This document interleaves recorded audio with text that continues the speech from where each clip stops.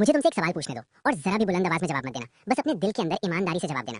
तुम क्या करते हो जब जिन लोगों का खून तुम्हारे साथ जुड़ा होता है वही लोग तुम्हारी रूह को थका देते हैं? जब भाई बहन सिर्फ गलत फहमी का शिकार नहीं होते बल्कि हसद रखते हैं, मुकाबला करते हैं, जानबूझकर चुपते हैं, जानबूझकर तुम्हारी कमजोरियां छेड़ते हैं, फिर तुम वही करते हो जो तुम्हें सिखाया गया था। तुम खुद को छोटा कर लेते हो, खामोश रहते हो, बदतमीजी बर्दाश्त करते हो, बेइज्जती निगल देते हो और फिर भी कभी काफी नहीं होता। ये बात जो कम लोग कहते हैं। इस्लाम इस दर्द को मानता है, लोगों के ख्याल से ज्यादा। इस्लाम ने भाई बहन के हसद और जुल्म को पहचाना है, क्योंकि कुरान की पहली हसद की कहानी अजनबियों की नहीं थी, वो भाइयों की कहानी थी।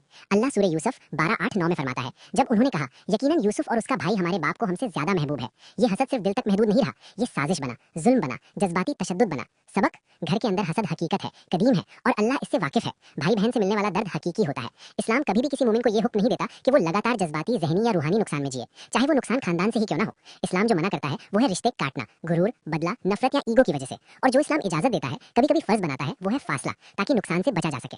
और एक और सच जो इस्लाम बिल्कुल वाज़ेह करता है, इस्लाम जज्बाती जुल्म बर्दाश्त करने का हुक्म नहीं देता।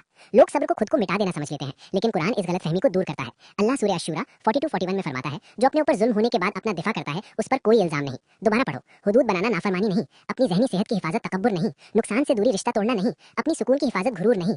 नबी सल्लल्लाहु अलैहि वसल्लम ने खास तौर पर नुकसान पहुंचाने से रोका, खासकर घर वालों को। नबी सल्लल्लाहु अलैहि वसल्लम ने फरमाया, मुस्लिम वो है जिसकी ज़बान और हाथ से दूसरे महफूज रहें। सही बुखारी और सही मुस्लिम।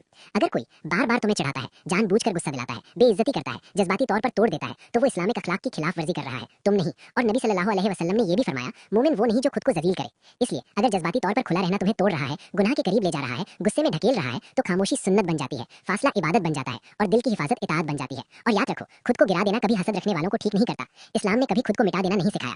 अल्लाह सूरह अल फुरकान 25-63 में फरमाता है, रहमान के बंदे जमीन पर नरमी से चलते हैं और जब जाहिल उनसे सख्ती से बात करते हैं तो वो सलाम कहते हैं। गौर करो, यहाँ सलाम कहा गया है, लगातार बर्दाश्त नहीं। सलाम में शामिल होता है खामोशी, पीछे हटना, जज्बाती दूरी। तुम अपने आप को गायब करके किसी की इनसिक्योरिटी का इलाज नहीं कर सकते। इसीलिए कुरान ये भी सिखाता है, हमारे लिए हमारे अमाल और तुम्हारे लिए तुम्हारे अमाल। सलाम, क्योंकि सलाम का मतलब हमेशा गुफ्तगू नहीं होता, कभी कभी सलाम का मतलब होता है जज्बाती बेताल्लुकी। खुद नबी मोहम्मद सल्लल्लाहु अलैहि वसल्लम ने भी नुकसान पहुंचाने वाले रिश्तेदारों से फासला रखा। उन्हें करीबी लोगों की तरफ से मजाक मिला, बेइज्जती हुई, जज्बाती तकलीफ मिली, लेकिन उन्होंने अप्रूवल के पीछे दौड़ नहीं लगाई, खुद को बार बार जस्टिफाई नहीं किया, नुकसान में खुद को कैद नहीं रखा। और उन्होंने फरमाया, मोमिन के लिए जायज नहीं कि वो खुद को जलील करे। मुस्नद अहमद हसन। लगातार जज्बाती अजाब में रहना खुद को जलील करना है। और अगर तुम सोच रहे हो कि मैं मजबूर हूँ, मैं निकल नहीं सकता, अल्लाह ये भी देख रहा है। वो फरमाता है, जालिम जो कुछ कर रहे हैं अल्लाह उससे गाफिल नहीं।